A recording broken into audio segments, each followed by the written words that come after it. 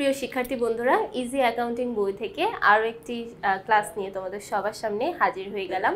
আজকে আমরা আলোচনা করব আমাদের 10ম অধ্যায় থেকে পাঠ্য বইয়ের যে সৃজনশীল প্রশ্নগুলো আছে তার মধ্য থেকে অনুশীলনীর প্রশ্ন নাম্বার 2 এই প্রশ্নটি নিয়ে আজকে আমরা আলোচনা করব।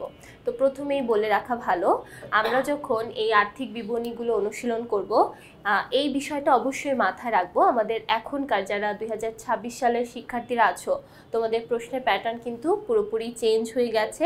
সো এখানে আর্থিক বিবরণী থেকে আগের মতো কিন্তু আর 2টা সৃজনশীল বাধ্যতামূলক নেই। এখন আমাদের পুরো একটাই বর্ণনামূলক প্রশ্নের মতো থাকবে, যেই প্রশ্নের জন্য তোমাকে আর্থিক বিবরণী প্রস্তুত করতে হবে এবং সেই পুরো আর্থিক বিবরণী প্রস্তুতের জন্য তুমি পেয়ে যাচ্ছ 20 নাম্বার। তাই এখানে কিন্তু প্রত্যেকটাই আর্থিক বিবরণীর পার্টগুলো আমাদের খুব ভালোভাবে প্র্যাকটিস করতে হবে। পুরো অংশটাই আমাদের এখানে প্র্যাকটিস করতে হবে, যেমন বিশদায় বিবরণীর পুরো অংশটা, মালিকানা সত্ত্ব বিবরণী কিভাবে প্রস্তুত করা হয়, অথবা আর্থিক অবস্থার বিবরণী কিভাবে সম্পূর্ণটা প্রস্তুত করতে হয়, পুরোটাই আমাদের মাথায় রাখতে হবে। এবং খুব দ্রুত কিভাবে আমরা ম্যাথগুলো সলভ করতে পারি সেটাও কিন্তু মাথায় রাখতে হবে। তাহলে আজকে আমরা দেখব আমাদের অনুশীলনী প্রশ্ন নাম্বার 2। এখানে আমরা যখনই আমাদের আর্থিক বিবরণী প্রস্তুত করা স্টার্ট করব, একটা জিনিস মাথায় রাখবো, এখানে আমাদের সমন্বয়ে কি বলা আছে এবং রেওয়া মিলের মধ্যে কি বলা আছে, দুইটার সংমিশ্রণেই কিন্তু আমাদের পুরো অঙ্কটা করতে হবে। আচ্ছা, তো প্রথমে আমরা একটু রেওয়া মিলটা দেখি। এখানে রেওয়া মিলে প্রথমে প্রারম্ভিক মজুদ পণ্য দেওয়া আছে, ক্রয় বিক্রয় দুইটা একসাথে দেওয়া আছে। ক্রয়ের জন্য ডেবিট সাইডের অ্যামাউন্টটা আর বিক্রয়ের জন্য ক্রেডিট সাইডের অ্যামাউন্টটা। তারপর আন্তঃপরিবহন মানে বোঝানো হয়েছে ক্রয় পরিবহনকে। এরপরে বলা হয়েছে ফেরত। দেখো, ফেরতের অ্যামাউন্টও কিন্তু দুইটা দেওয়া আছে। সো ডেবিট সাইডে যেটা থাকবে সেটা হচ্ছে আমাদের বিক্রয় ফেরত, আর ক্রেডিট সাইডে যেটা দেওয়া থাকবে সেটা হচ্ছে আমাদের ক্রয় ফেরত। এরপর দেওয়া আছে বাট্টা। এখানে দেখো, বাট্টা বলতে বোঝানো হয়েছে একটা প্রদত্ত এবং একটা হচ্ছে প্রাপ্ত। তো যেটা হচ্ছে ডেবিট সাইডে থাকবে সেই বাট্টাটাকে আমরা ধরে নিব প্রদত্ত বাট্টা, এবং যেটা ক্রেডিট সাইডে থাকবে সেটাকে আমরা ধরে নিব প্রাপ্ত বাট্টা, এবং এটা ধরে আমাদের ম্যাথটা করতে হবে। তারপর দেখো, বেতন বলা আছে 9 মাসের জন্য দেওয়া হয়েছে। তারপরে আমদানি শুল্ক, মণিহারি, এরপর দেওয়া আছে বিজ্ঞাপন এবং প্রাপ্য বিল। তো সবগুলো অ্যামাউন্ট আমরা দেখলাম। এবার আমাদের মেইন যে বিষয় এখান থেকে সেটা হচ্ছে সমন্বয়গুলো। তো এখন আমরা একটু সমন্বয়গুলো নিয়ে আলোচনা করব। তো প্রথমে 1 নাম্বার সমন্বয়ে বলা হয়েছে সমাপনী মজুদ পণ্যের ক্রয় মূল্য 40,000 টাকা, বাজার মূল্য 2,000 টাকা বেশি। আমরা জানি সমাপনী মজুদ মূল্য সবসময় যেটার অ্যামাউন্টটা কম সেই অ্যামাউন্টটাই আমরা সাধারণত ধরে থাকি। এখানে যেহেতু বলা হয়েছে একটা 40,000 টাকা আর বাজার মূল্য এর চেয়ে 2,000 টাকা বেশি, সো যেটা বেশি সেটা কিন্তু আমরা ধরে ম্যাথটা করব না, যেটার অ্যামাউন্ট কম সেটাই আমরা ধরব। এখন দেখো, সমাপনী মজুদ পণ্য কিন্তু কোনোটার সাথে তেমন মিল নেই, এটা পুরোই ডিফারেন্ট একটা বিষয়। যাতে এটা আমরা ভুলে না যাই সেজন্য কি করব, এখানে সমাপনী মজুদ পণ্যের কথাটা লিখে রাখবো। সমাপনী মজুদ পণ্য, এটার অ্যামাউন্ট হবে 40,000 টাকা। সো এটা আমরা একটু লিখে রাখবো আমাদের রেওয়া মিলের মধ্যে, যাতে আমরা পরবর্তীতে এটা ভুলে না যাই। তারপর আমরা পরবর্তী সমন্বয়গুলোর মধ্যে চলে যাব, এবং প্রথমেই আমরা এই কাজটা যদি করে ফেলি, অর্থাৎ সমন্বয়গুলো কোন সমন্বয়টা কোন কোন এন্ট্রির সাথে যুক্ত হবে বা মাইনাস হবে সেটা যদি প্রথমে আমরা মার্ক করে ফেলি, তাহলে পরবর্তীতে আমাদের আর তেমন কোনো কষ্ট হবে না বা খুঁজতে হবে না। আচ্ছা, তাহলে 2 নাম্বারটাতে দেখো বলছে প্রারম্ভিক মজুদ পণ্যের মধ্যে 500 টাকার সাপ্লাইজ অন্তর্ভুক্ত আছে। তাহলে দেখো, সাপ্লাইজ নামে কিন্তু এখানে আমরা কোনো হিসাব দেখিনি, তার মানে সাপ্লাইজ নামে আরও একটা হিসাব আমাদের এখানে ক্রিয়েট করতে হবে, এবং এখানে প্রারম্ভিক মজুদ পণ্যের সাথে 2 নাম্বার সমীকরণটা যুক্ত আছে। সাপ্লাইজ নামে আমাদের আলাদা একটা হিসাব তৈরি করতে হবে, সেটার অ্যামাউন্ট হবে 500 টাকা। ঠিক আছে, তো এইটুকু আমরা এখানে লিখে রাখবো যাতে পরবর্তীতে আমাদের এটা মনে থাকে, ভুলে না যাই। আচ্ছা, তারপরে চলে যাচ্ছি পরবর্তীটাতে, অর্থাৎ 3 নাম্বার সমন্বয়। 3 নাম্বার সমন্বয়ে বলছে সম্ভাব্য ক্রেতাদের মাঝে 6,000 টাকার পণ্য বিনামূল্যে বিতরণ করা হয়েছে। তো যখন আমরা পণ্য বিতরণ করি, পণ্য বিতরণ মানে কিন্তু 2টা হিসাব এখানে একসাথে যুক্ত হয়ে যাচ্ছে, একটা হচ্ছে ক্রয় আর একটা হচ্ছে বিজ্ঞাপন। তো আমরা কি করব, বিজ্ঞাপনের মধ্যে লিখে রাখবো 3, আবার ক্রয় যখন লিখব সেই ক্রয়ের মধ্যেও লিখে রাখবো 3, যাতে পরবর্তীতে আমাদের সেটা মাথায় থাকে। ঠিক আছে, তাহলে ক্রয়ের সাথেও আমরা লিখে রাখবো 3। ওকে, লিখলাম। এরপর আমরা চলে যাই পরবর্তী সমন্বয়ের মধ্যে। 3 নাম্বার শেষ। এখন আমরা দেখো 4 নাম্বারে দেখতে পাচ্ছি পরিবহন 3000 টাকা বকেয়া আর শুল্ক আছে 1000 টাকা অগ্রিম। তাহলে দেখো এখানেও কিন্তু দুইটার সাথে বকেয়া এবং অগ্রিম দুইটা যুক্ত। তাহলে দেখো পরিবহনের সাথে আমরা দেখতে পাচ্ছি একটা বকেয়া আছে, তার মানে পরিবহনের সাথে আমরা 4 নাম্বার সমীকরণ লিখে রাখবো। আবার আমদানি শুল্ক এটার সাথেও যেহেতু বকেয়া আছে, এটার সাথে আমরা লিখে রাখবো 4। তো দেখো সবগুলো মার্কিং হয়ে গেল। এখন আমরা কি করব, আমাদের অ্যান্সারটা শুরু করে দিব। ওকে, তো প্রথমেই আমরা ক নাম্বার কোশ্চেনটা একটু দেখি। ক নাম্বারে বলছে, খুবই সহজ, ক নাম্বারে বলছে নিট বিক্রয়ের পরিমাণ নির্ণয় করো। নিট বিক্রয়ের পরিমাণ আমাদের এখানে নির্ণয় করতে বলা হয়েছে। তো আমরা একটু রিমাইন্ড করি, নিট বিক্রয়টা আমরা কিভাবে নির্ণয় করতে পারি। নিট বিক্রয় বের করার জন্য প্রথমে বিক্রয়ের পরিমাণের সাথে আমাদের যোগ করতে হয় অলিখিত বিক্রয়। তার মানে প্রথমে আমাদের নিয়ে আসতে হয় কি, বিক্রয়ের পরিমাণ, তারপর সেটার সাথে আমাদের যোগ করতে হয় যদি কোনো অলিখিত বিক্রয় বাদ পড়ে যায় সেই অলিখিতটা, তারপরে আমাদের মাইনাস করতে হয় ফেরত, এবং তারপরে যদি কোনো বিক্রয় বার্তা থাকে সেই বিক্রয় বার্তা, অবশ্যই এটা কিন্তু বিক্রয় বার্তাই হতে হবে, প্রদত্ত বা প্রাপ্ত বার্তা হলে কিন্তু হবে না। তাহলে এই সিরিয়ালে সাধারণত আমরা নিট বিক্রয়টা বের করি। তো দেখে নিলাম। এখন আমরা একটু আমাদের প্রশ্নের মধ্যে চলে যাই। এখানে আমরা বিক্রয়ের পরিমাণটা দেখতে পাচ্ছি কত, 4,20,000 টাকা। তাহলে যেহেতু আমাদের প্রথমে বিক্রয়ের পরিমাণ আনতে হয়, আমরা প্রথমে লিখি বিক্রয় হচ্ছে 4,20,000 টাকা, এবং এরপরে কি করতে হবে, এখান থেকে বাদ দিতে হবে ফেরত। যেহেতু আমাদের এই প্রশ্নের মধ্যে কোনো অলিখিত বিক্রয় বা কোনো বার্তা এরকম কিছু দেওয়া নেই, তাই এখান থেকে আমরা বাদ দিয়ে দিব কি, বাদ দিয়ে দিব ফেরতের পরিমাণ। এখন কথা হচ্ছে কোন ফেরতটা এখানে আসবে। আমাদের প্রশ্নের মধ্যে কিন্তু দেখো 2টা ফেরত দেওয়া আছে, তাই না? 2টা ফেরতের মধ্যে থেকে কোন ফেরতটা এখানে আসবে সেটা হচ্ছে আমাদের এখানে ফ্যাক্ট। তাহলে দেখো একটা ফেরত আমরা দেখতে পাচ্ছি 12,000 টাকা, যেটা ডেবিট সাইডে আছে। আরেকটা ফেরত আমরা দেখতে পাচ্ছি ক্রেডিট সাইডে আছে, যেটা 5,000 টাকা। তো বিক্রয় ফেরত সাধারণত ডেবিট সাইডে থাকে, তার মানে এখানে আমরা যে ডেবিট সাইডে দেখতে পাচ্ছি 12,000 টাকা, এই অ্যামাউন্টটা আমাদের এখানে মাইনাস করতে হবে। তাহলে দেখো ফেরত হিসেবে আমরা মাইনাস করে দিব 12,000 টাকা। তাহলে দেখো 4,20,000 টাকা, এখান থেকে যদি 12,000 টাকা মাইনাস করি তাহলে আমাদের নিট বিক্রয়ের পরিমাণ দাঁড়াচ্ছে 4,08,000 টাকা। তাহলে এটা হচ্ছে আমাদের নিট বিক্রয়ের পরিমাণ। খুবই সহজ একটা ক এর উত্তর। এরপর আমরা চলে যাই আমাদের খ নাম্বার প্রশ্নে। দেখো খ নাম্বার প্রশ্নে কি বলছে। খ নাম্বার প্রশ্নে বলছে বিক্রিত পণ্যের ব্যয় নির্ণয় করো। শুধুমাত্র বিক্রিত পণ্যের ব্যয় নির্ণয় করতে বলা হয়েছে। তো এখন আমরা একটু আবার রিমাইন্ড করি, বিক্রিত পণ্যের ব্যয় কিভাবে বের করব। প্রথমে প্রারম্ভিক মজুদ পণ্য চলে আসবে, তারপর এটার সাথে ক্রয় যুক্ত করতে হবে, অর্থাৎ নিট ক্রয় যুক্ত করতে হবে।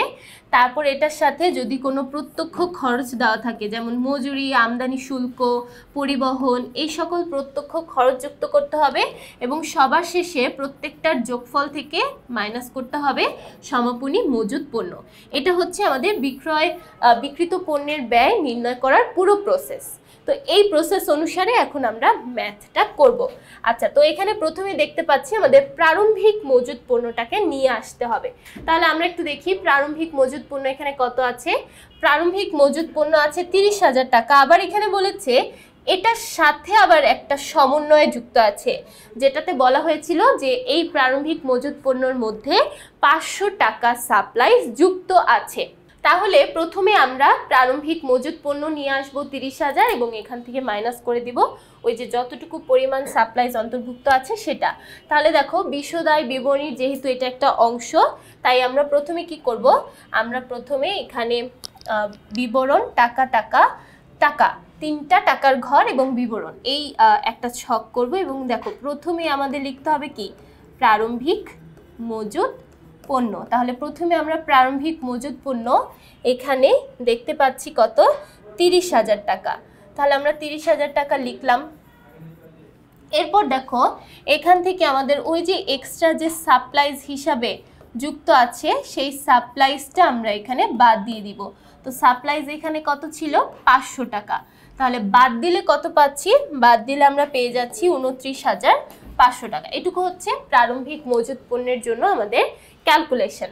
এখন প্রারম্ভিক মজুদ পণ্যের পরে আমরা যদি বিক্রিত পণ্যের ব্যয় নির্ণয় করতে চাই তাহলে আমাদের কি নিয়ে আসতে হয়, ক্রয়ের পরিমাণ। তাহলে এখন আমরা একটু দেখি ক্রয় কত আছে এবং ক্রয়ের সাথে কি কি বিষয় যুক্ত আছে।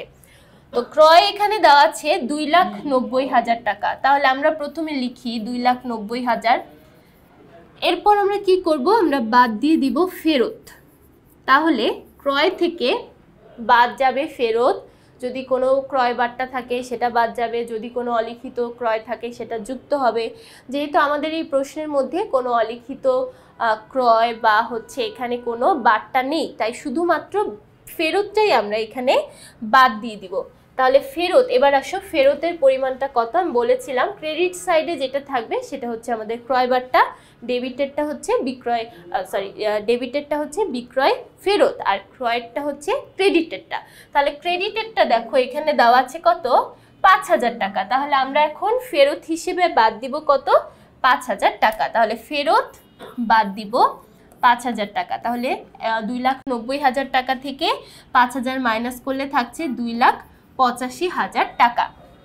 এরপর দেখো যেহেতু আর কোনো বার্তা বা অলিখিত কিছু নেই, তাই এখন সরাসরি আমরা চলে যাচ্ছি আমাদের একটা সমন্বয়। কারণ দেখো এই যে ক্রয়ের সাথে আমরা 3 নাম্বার একটা সমন্বয় যুক্ত করে রেখেছি, এবং 3 নাম্বার সমন্বয়ে দেখো বলা হয়েছে কি 6,000 টাকার পণ্য বিনামূল্যে বিতরণ করা হয়েছে। তার মানে আমাদের এই যে অ্যান্সারটা চলে আসলো, এখান থেকে আমরা এখন বাদ দিব বিনামূল্যে পণ্য বিতরণ, বিনামূল্যে পণ্য বিতরণ। আচ্ছা, তাহলে বিনামূল্যে পণ্য বিতরণ আমরা পেয়ে যাচ্ছি 6,000 টাকা। তাহলে দেখো 2,85,000 টাকা থেকে যদি আমরা 6,000 টাকা মাইনাস করি তাহলে আমাদের নিট ক্রয়ের পরিমাণ দাঁড়াচ্ছে কত, 2,89,000 টাকা।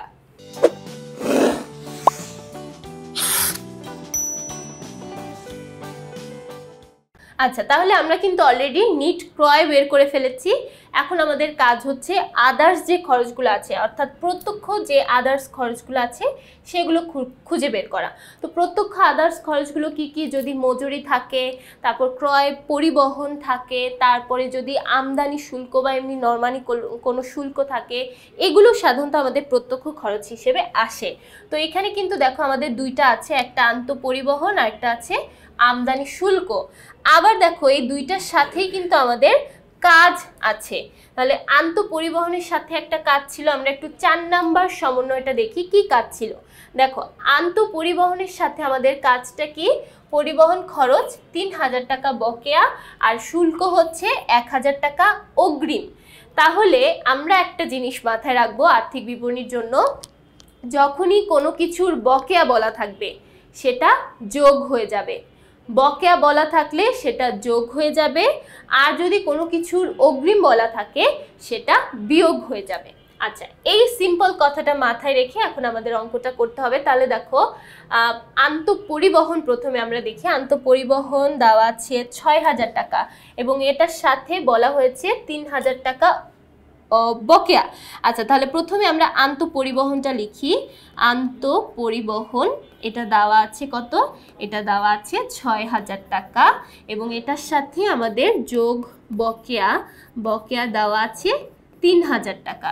তাহলে বকেয়া আমরা যোগ করে দিলাম 3,000 টাকা, তাহলে টোটাল কত হয়ে গেল, 9,000 হয়ে গেল। এরপরে আমাদের পরবর্তীতে বলেছে আমদানি শুল্ক আছে 5,000 টাকা এবং এটার সাথে 1,000 টাকা অগ্রিম। তাহলে আমি কি বলেছিলাম, অগ্রিমটা সবসময় মাইনাস হয়ে যায়। তাহলে প্রথমে লিখি আমদানি শুল্ক, আমদানি শুল্ক এটা দেওয়া আছে 5,000 টাকা এবং দেওয়া আছে অগ্রিম 1,000 টাকা। তাহলে অগ্রিম যেহেতু মাইনাস হয়ে যায়, 1,000 যদি আমরা মাইনাস করে দেই তাহলে দেখো কি দাঁড়াচ্ছে, 4,000 টাকা। এখন দেখো সবগুলো কিন্তু আমরা পেয়ে গেছি। দেখো প্রথমে আমরা পেয়েছিলাম কি, প্রারম্ভিক মজুদ পণ্য 29,500, তারপর নিট ক্রয় পেয়ে গেছি 2,89,000, তারপরে আন্তঃপরিবহন পেলাম 9,000 এবং তারপর আমদানি শুল্ক পেলাম 4,000। এখন আমরা টোটালটা যুক্ত করে দিব, যুক্ত করে সেখান থেকে মাইনাস করব সমাপনী মজুদ পণ্য। তাহলে প্রথমে আগে দেখি এই টোটালটা যোগ করে কত আসে। তাহলে দেখো টোটালটা যদি যোগ করি আমরা তাহলে পেয়ে যাচ্ছি, তাহলে টোটালটা যদি যোগ করি তাহলে পেয়ে যাচ্ছি 3,21,500 টাকা।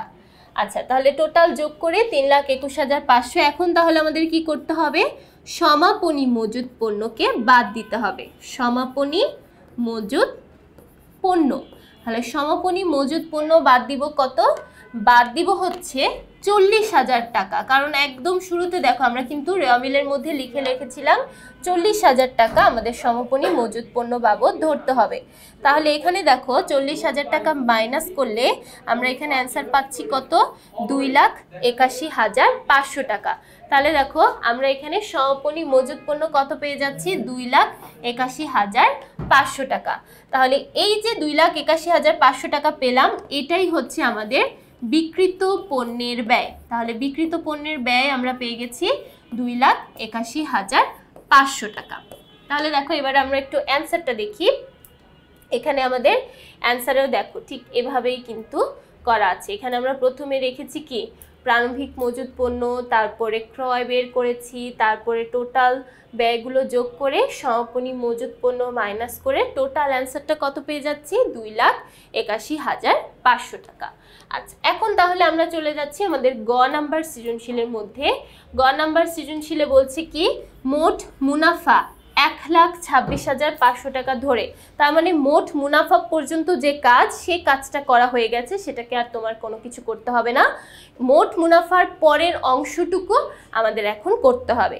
তাহলে মোট মুনাফা দেওয়া আছে 1,26,500 টাকা, এর পরের অংশটুকু আমাদের কি করতে হয়, আমরা একটু যদি রিমাইন্ড করার চেষ্টা করি, আমরা প্রথমে কি করি, আমরা প্রথমে মোট মুনাফা থেকে বাদ দেই পরিচালন ব্যয়।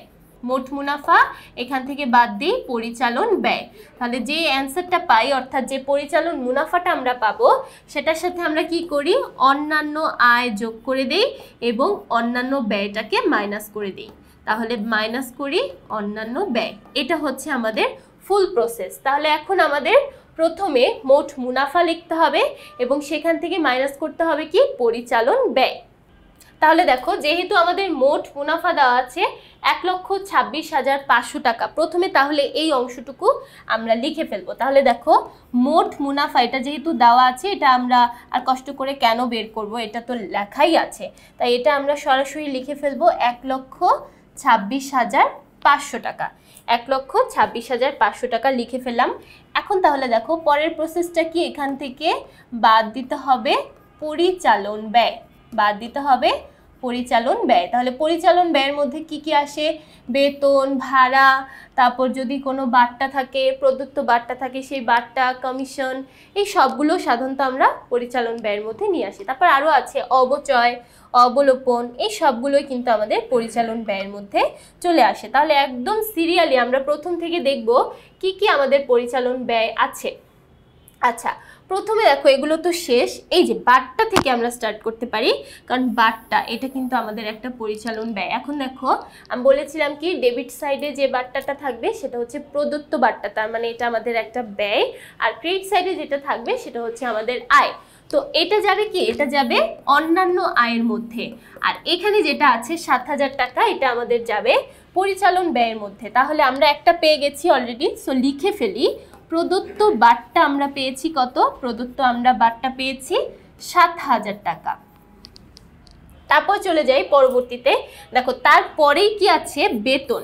এখন আমরা বেতনের হিসাবটা একটু দেখি। দেখো বেতন দেওয়া আছে 54,000 টাকা, ঠিক আছে, বেতন দেওয়া আছে কত, 54,000 টাকা। এখন আমাদের বলেছে এই বেতনটা 9 মাসের জন্য, তার মানে এখানে যে 54,000 টাকা দেওয়া আছে সেটা 9 মাসের জন্য, 54,000 টাকা 9 মাসের জন্য। তাহলে দেখো আমরা যেহেতু পুরো বছরের হিসাব করছি, আমাদের কিন্তু আরও 3 মাসের হিসাব বকেয়া আছে। আমাদের টোটাল এক বছরে হিসাব হচ্ছে 12 মাসের, তার মধ্যে 9 মাসেরটা আমরা দিয়ে ফেলেছি, তাহলে আরও 3 মাসেরটা বকেয়া আছে। এখন এই 3 মাসের হিসাবটা আমরা কিভাবে বের করব? দেখো, এটা যেহেতু 9 মাসের দেওয়া, তাই এটাকে যদি আমরা 9 দিয়ে ভাগ করি, 54,000 টাকাকে যদি 9 দ্বারা ভাগ করি এবং 3 দ্বারা গুণ করি, তাহলে দেখো আমরা একটু হিসাব করি। 54,000 এটাকে আমরা প্রথমে 9 দিয়ে ভাগ করলাম, তাহলে 9 দিয়ে ভাগ করলে আসলো 6,000 টাকা। এখন এই 6,000 টাকার সাথে যদি আমরা 3 দ্বারা গুণ করে দিই, তাহলে টোটাল আসছে কত?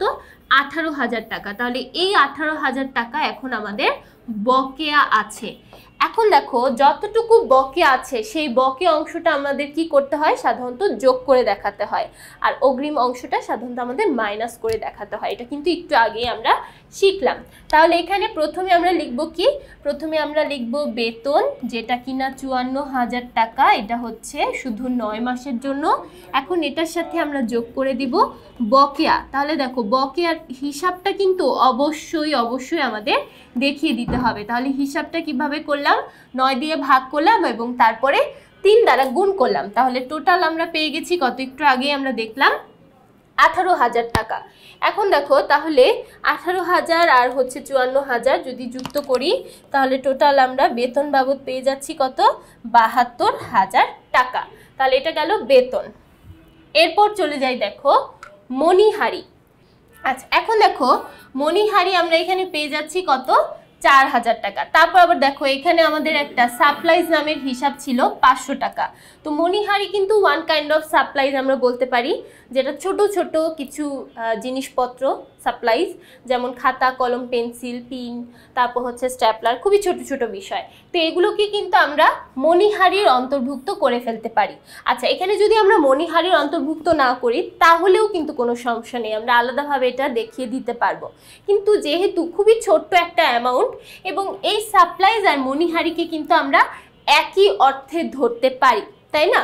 তাই এটাকে আমরা কি করব? আলাদাভাবে না দেখিয়ে আমরা মণিহারির মধ্যে যুক্ত করে দিব, এটাই হচ্ছে বেটার। তাহলে দেখো, প্রথমে আমরা লিখব কি? মণিহারি। তাহলে মণিহারি প্রথমে আমরা লিখি। মণিহারির অ্যামাউন্টটা কত দেওয়া আছে? মণিহারির অ্যামাউন্টটা দেওয়া আছে 4,000 টাকা।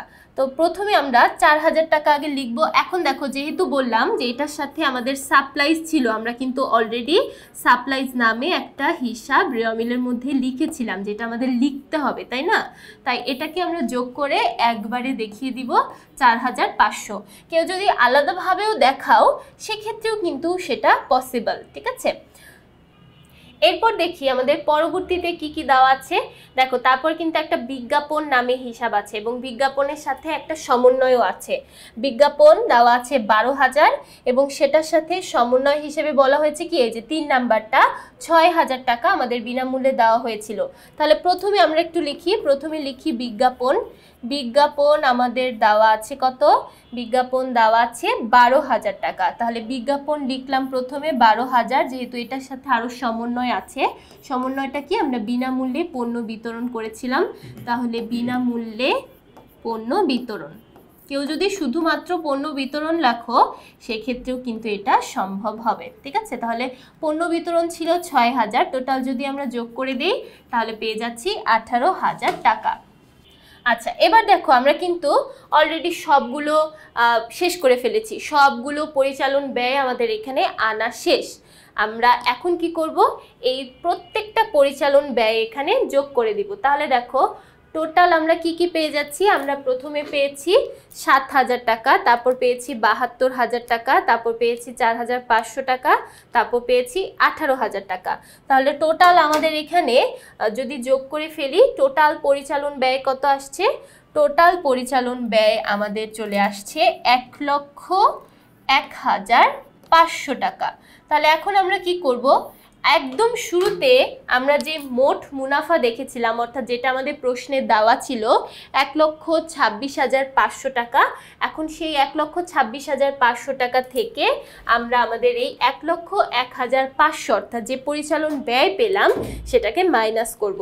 তাহলে 1,26,500 থেকে যদি আমরা 1,01,500 500 টাকা মাইনাস করি, তাহলে দেখো এখানে আমাদের টোটাল অ্যান্সারটা কত দাঁড়াচ্ছে?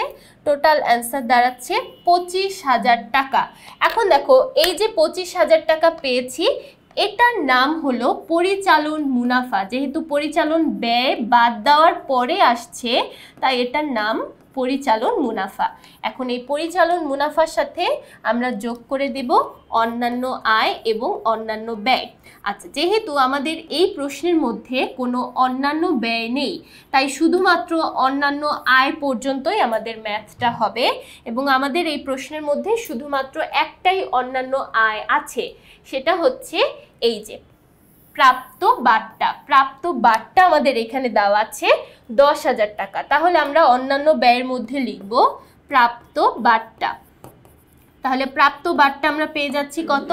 10,000 টাকা। এবার তাহলে যদি 10,000 টাকা যোগ করে দেই, তাহলে দেখো টোটাল আমাদের নিট মুনাফার পরিমাণ কত দাঁড়াচ্ছে? নিট মুনাফার পরিমাণ দাঁড়াচ্ছে 35,000 টাকা। এবং অবশ্যই আমরা চেষ্টা করব এই নামগুলো লিখে দিতে, কোনটার নাম ঠিক কি, অর্থাৎ যে অ্যান্সারটা আমরা পেয়েছি সেটা কি নাম, সেটা যদি আমরা লিখে দিই তাহলে কিন্তু সেটা আরও বেটার হয়। তাহলে দেখো নিট মুনাফা আমরা পেয়ে যাচ্ছি কত? 35,000 টাকা। এবার দেখো আমরা একটু অ্যান্সারটাতে চলে যাই, আমরা ঠিক যেভাবে করলাম সেভাবেই করা আছে কিনা। আচ্ছা দেখো, প্রথমে আমাদের মোট মুনাফা ছিল কত? 1,26,500। তারপরে বাট্টা অর্থাৎ আমাদের পরিচালন ব্যয়গুলো এখানে বাদ দিয়েছি, সবগুলো পরিচালন ব্যয় আমরা এখানে যোগ করে পেয়ে যাচ্ছি হচ্ছে 1,01,500। মাইনাস করলে আমরা পরিচালন মুনাফা পেয়ে যাচ্ছি 25,000 টাকা। তারপর সেটার সাথে যদি আমরা অন্যান্য আয় যোগ করে দিই, তাহলে টোটাল আমাদের নিট মুনাফা অথবা নিট লাভের পরিমাণ আমরা পেয়ে যাচ্ছি 35,000 টাকা। দেখো পুরো সৃজনশীলটাই কিন্তু আমরা করলাম। প্রথমে দেখলাম কিভাবে নিট বিক্রয় বের করতে হয়, তারপর দেখলাম কিভাবে বিক্রিত পণ্যের ব্যয় বের করতে হয়, এবং সবার শেষে আমরা দেখলাম কিভাবে আমরা বিশদায় বিবরণীর পুরো অংশটা শেষ করি। আরেকটা বিষয় বলে রাখা ভালো, যখনই আমরা বিশদায় বিবরণী করতে যাব আমাদের কিন্তু এই কথাগুলো অবশ্যই লিখতে হবে। যেটা প্রতিষ্ঠানের নাম থাকবে সেই প্রতিষ্ঠানের নাম বিশদায় বিবরণী, এবং বিশদায় বিবরণী করার সময় সবচেয়ে বেশি গুরুত্বপূর্ণ সেটা হচ্ছে আমাদের এই তারিখটা। অবশ্যই আমাদের বিশদায় বিবরণীর ক্ষেত্রে লিখতে হবে সমাপ্ত বছরের জন্য, এবং যখন আমরা আমাদের আর্থিক অবস্থার বিবরণী করব শুধু এতটুকু লিখে রাখলেই হবে 2017 সালের 31 ডিসেম্বর তারিখের। ঠিক আছে, তাহলে বিশদায় বিবরণী করার সময় লিখব সমাপ্ত বছরের জন্য, এবং আর্থিক অবস্থার বিবরণী করার সময় লিখব শুধুমাত্র তারিখটা। তাহলে আশা করছি এই পুরো সৃজনশীলটা সবাই খুব ভালোভাবে বুঝতে পেরেছো। প্রত্যেকটি ক্যালকুলেশন, প্রত্যেকটি সমন্বয়ের কারণ সবাই বুঝতে পেরেছো। সো পরবর্তী পর্বগুলো দেখার জন্য সবাইকে আমন্ত্রণ জানাচ্ছি। সবাইকে ধন্যবাদ।